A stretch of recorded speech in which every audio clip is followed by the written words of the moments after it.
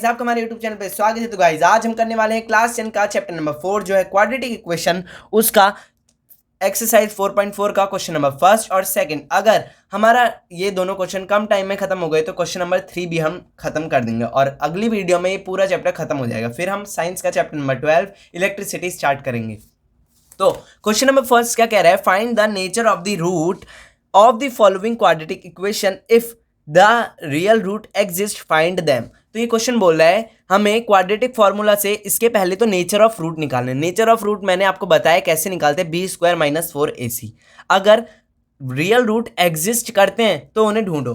देखो मैंने आपको तीन वो बताए थे कि अगर बी² - 4ac से छोटा हुआ कोई भी रूट, तो रूट बोल रहा हूँ डी, तो वो हमारे रूट नहीं निकलेंगे। अगर बड़ा हुआ तो दो अलग अलग रूट निकलेंगे और सेम हुआ जीरो के तो हमारे क्या निकलेंगे, दो आइडेंटिकल, मतलब बिल्कुल सेम रूट निकलेंगे। तो फर्स्ट इक्वेशन को हम सॉल्व करते हैं, फिर बताते हैं कि इसमें कैसे हमारी कौन सी रूट निकलेंगे। ठीक है, तो बी² - 4ac लिखेंगे।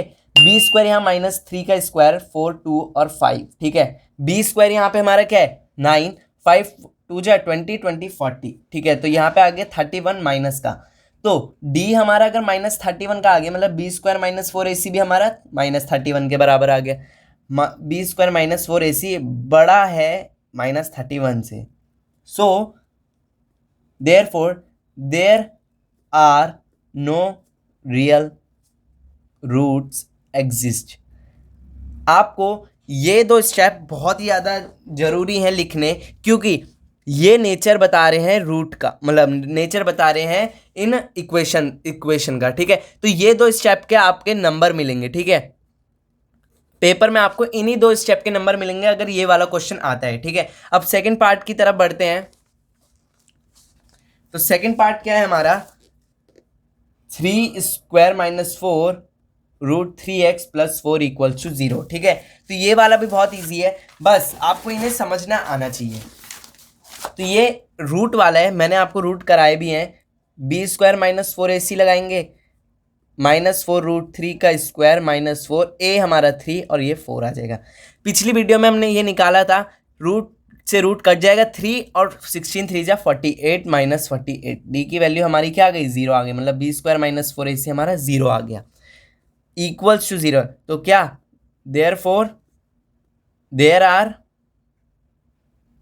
टू आइडेंटिकल सेम या इक्वल, इन तीनों में से आप कुछ भी लिख सकते हो, रूट्स एग्जिस्ट। ठीक है, अब हम अगर उस क्वेश्चन में क्या बोला था, अगर रूट है, रियल रूट एग्जिस्ट करते हैं तो उन्हें ढूंढो। तो अब हमें उन्हें ढूंढना है। तो अब x निकालेंगे तो -b ± √b² - 4ac और फिर आ जाएगा 2a। तो इक्वेशन क्या थी हमारी, b हमारा था -√3, 4√3 और ये 0, 2 × 3, 4√3 आ जाएगा और नीचे आ जाएगा 3 2 जा 6। ठीक है, अब दो रूट हमारे एग्जिस्ट तो करते हैं, अब ये कट जाएगा 2 से और ये कट जाएगा 3 से, 2√3/3। x की वैल्यू हमारी दो बिल्कुल सेम आने थे रूट, वो हमारे ये है। ठीक है, अब कई बुक में ये आंसर होता है, पर एनसीईआरटी में अगर आप देखोगे तो आपको ये आंसर दिखेगा 2√3। मैंने आपको एक बार बताया था कि √3 और √3 क्या होते हैं, 3 के बराबर होते हैं। तो x की वैल्यू 2√3 √3 × √3 हो जाएगा, क्योंकि ये दोनों 3 तो बनाएंगे तो √3 से √3 कट जाएगा और हमारा आंसर आ जाएगा 2√3, 2/√3। ठीक है, क्या आ जाएगा 2√3। ये भी आंसर आ सकता है और ये भी आंसर आ सकता है, पर अगर आपको पूरा सिंप्लीफाई करना है तो आपको यहां तक करना है। तो x के अब दो असली रूट क्या है हमारे। ठीक है, दोबारा से बता देता हूं कि √3 और √3 को अगर हम मल्टीप्लाई करते तो हमारा 3 आता है। अब मैंने इसको क्या कर दिया, थोड़ा स्प्लिट करके लिख दिया, तो √3 से √3 कट जाएगा, 2√3 हमारा आंसर आ जाएगा। अब बढ़ते हैं हमारे थर्ड क्वेश्चन पार्ट की तरफ। तो d की वैल्यू बी² - 4ac, b क्या है हमारा -6 का स्क्वायर -2 और 3, यहाँ पे आ जाएगा 36, 4 3 जा 12, इस यहाँ पे माइनस आएगा, 4 3 जा 12, 12 2 जा 24। तो यहाँ पे हमारा आ जाएगा डी की वैल्यू 12, मतलब बी स्क्वायर माइनस 4ac की हमारी 12 आ जाएगी, और माइनस 4ac हमारा 0 से बड़ा है ना 12, 0 से बड़ा है 12, तो यहाँ पे हमारे दो क्या निकलेंगे, डिफरेंट, मतलब डिफरेंट रूट्स एग्जिस्ट करेंगे, ठीक है। तो देयर आर टू डिफरेंट या डिस्टिंक्ट डिस्टिंक्ट रूट्स एग्जिस्ट, ठीक है। तो अब हमें रूट्स निकालने हैं, तो x की value minus b plus minus root b square minus 4ac 2a। तो माइनस बी था हमारा 6 और बाहर माइनस लगेगा, और हमारा 12 आया था डी की वैल्यू, और a है हमारा 2, 6 प्लस माइनस 12 और 4। अब ये और सिंप्लीफाई हो सकता है, 6 प्लस माइनस, यहाँ पे देखो क्या बाहर आ जाएगा, अगर मैं 12 के रूट निकाल मतलब एलसीएम लूँ तो यहाँ पे आ जाएगा 2 से 6 पे कट जाएगा, 2 से 3 पे और 3 यहाँ पे, ठीक है। तो यहाँ पे 2 का पेयर बन रहा है तो 2 बाहर आ सकता है, 2 बाहर आ गया और 3 अंदर ही रह जाएगा 4, ठीक है।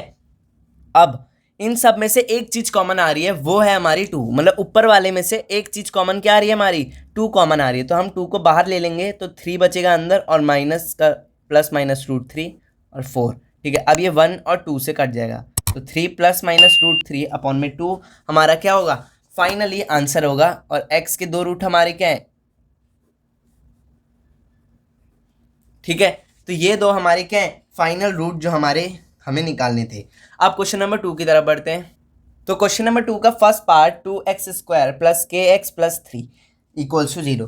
तो क्वेश्चन नंबर 2 क्या बोलता है हमारा, find the value of k for each of the following quadratic equation so that they have two equal root. तो देखो यहाँ पे एक चीज हमें गिवन है और एक चीज हमें निकालनी है, k की वैल्यू निकालनी है, पर हमें पता है कि दो इक्वल रूट है, मतलब जो रूट है वो बिल्कुल इक्वल है, मतलब जो बी स्क्वायर माइनस 4ac है वो 0 के बराबर है, ठीक है। तो ये चीज हमें गिवन है और हमें k की वैल्यू निकालनी है। तो सबसे हम पहले हम एक स्टेटमेंट लिखेंगे, we have given that this equation has two equal roots, मतलब हमारा बी स्क्वायर माइनस 4ac क्या है, 0 के बराबर। अब बी स्क्वायर हमारा क्या है, हमारा k है, k का स्क्वायर माइनस 4a2 और c हमारा 3 आ जाएगा इक्वल टू 0। k का स्क्वायर माइनस ये कितना हो जाएगा, 4 3 जा 12, 12 2 जा 24 इक्वल्स टू 0। अब k स्क्वायर ऐसे रहेगा, यहाँ माइनस का इधर आके प्लस हो जाएगा, और k हमारा क्या आ जाएगा, रूट 24। और जब भी आप स्क्वायर को इधर भेजो तो रूट के साथ प्लस माइनस दोनों लग सकते हैं, क्योंकि हमें ये नहीं पता कि k प्लस का है या माइनस का है, ठीक है। तो k की हमारी दो वैल्यू आ गई, प्लस का रूट 24 और माइनस का रूट 24, ठीक है। इतना समझ आया, तो k की वैल्यू तो हमारी निकल गई, बस हमें इतना ही निकालना था। बढ़ते हैं हम इसके ही सेकेंड पार्ट की तरफ।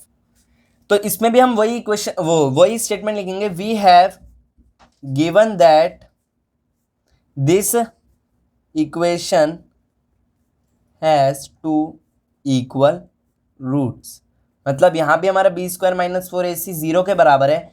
अब पहले तो हम इस इक्वेशन को क्या करेंगे, सॉल्व करेंगे, ठीक है। तो वो सबसे पहला स्टेप था, पर मैं स्किप कर दिया उसको, तो इसको हम लिख देंगे के एक्स स्क्वायर। तो ये सबसे पहला स्टेप है, ठीक है, सॉरी फॉर द मिस्टेक, ठीक है। तो आप इस वाली चीज़ को सबसे पहले लिखना, फिर ये एक लाइन लिखना, और फिर ये k square minus 2kx plus 6 equal to 0। तो ये हमारी क्वाड्रेटिक इक्वेशन है। तो बी स्क्वायर कितना है हमारा, माइनस 2k का स्क्वायर 4k और c हमारा है 6, ठीक है। इतना समझ आया होगा आप, आई होप आपको। अब इसको क्वाड्रेट वो किसके बराबर रख देंगे, 0 के बराबर रख देंगे। तो यहाँ पे हमारा 4k स्क्वायर आ जाएगा, और यहाँ पे आ जाएगा 24k इक्वल्स टू 0। अब 4kx स्क्वायर इधर ही रहेगा, ये इधर आके 24k हो जाएगा, ठीक है। या आप एक और काम कर सकते हो, इस स्टेप को काट दो, पहले इन दोनों में से एक चीज़ कॉमन ले लो, वो आ रही है हमारी 4k स्क्वायर माइनस 6k, ठीक है। तो ये ज़्यादा इजी रहेगा, k स्क्वायर माइनस 6 के इक्वल्स टू 0, ये 4 इधर जाएगा तो 0 हो जाएगा, ठीक है। अब